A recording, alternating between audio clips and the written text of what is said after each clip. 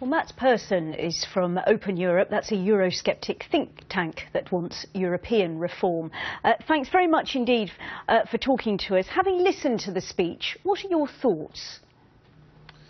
Well, I thought Cameron managed to strike a very good balance between the kind of economic openness argument and on the one hand, but also the need for change on the other hand. So in other words, I think he did manage to strike the right compromise between making a tangible difference with these proposals at home, therefore addressing people's concern around EU migration, but also on the other hand going for something which is fully achievable in Europe and which does not set the UK government up for failed targets in the future and managing expectations in a way that they haven't necessarily been able to do with the net migration target. So therefore, I thought it was a very good speech, actually. And given that those migration targets had been floated and, as you say, didn't actually figure in the speech, is that something you welcome?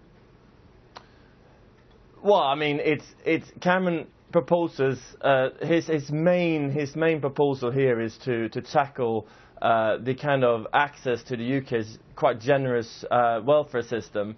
So in that sense, I mean, it would be he was wise not to float an outright cap on EU migration, and it's not particularly surprising given the kind of stories that we heard of the last few weeks. So I think he struck the right balance.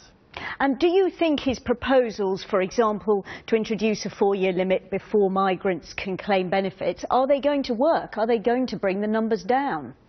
Well, I think it's hard to tell exactly what kind of impact it will have on numbers. But if you look at the research we have done, for example, at Open Europe, a research that was cited during the press conference, it's quite clear that at the moment you can go from elsewhere in Europe on an average wage to a minimum wage here in the UK, and using these in-work benefits as effective taxpayer-backed subsidies to top up your wage and make the move worth it. With these proposals that Cameron is putting forward today, that financial incentive will be taken away. So you would expect that would have a quite substantial and significant impact on potential EU migrants' decisions to come here in the first place. The move would make much less financial sense. And I mean, if you ever moved across the border, the cost of living in the place you're moving to is a very important consideration. So therefore, although we cannot give a firm number, certainly our assessment is that this will have an impact on numbers in the long term. Is there anything else you would have liked to have heard in the speech?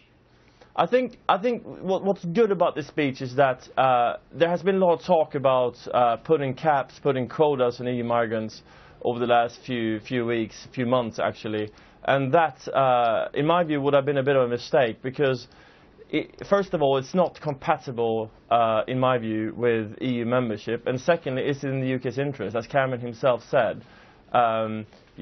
Britain has traditionally been an open economy and has benefited Britain, and Britain is the home to large-scale EU migrants for all the right reasons, large-scale EU migration for all the good reasons. It's the jobs factor of Europe, that's what Cameron said. So to some extent we should welcome the openness, whilst at the same time managing people's concerns about EU migration, for example, and most importantly, the downward pressure EU migration can have on wages. And I think if you look at opinion polls, that's where the British public is the most concerned, on the impact on the low-wage sector. And this proposal is targeted at that very sector. So in that sense, I think the content was right. What's significant was the 4-year moratorium on EU migrants' access to in-work benefits, but what was equally significant what wasn't in the speech, which was an outright cap. And I think that was absolutely right. OK, Mats Persson, we must leave it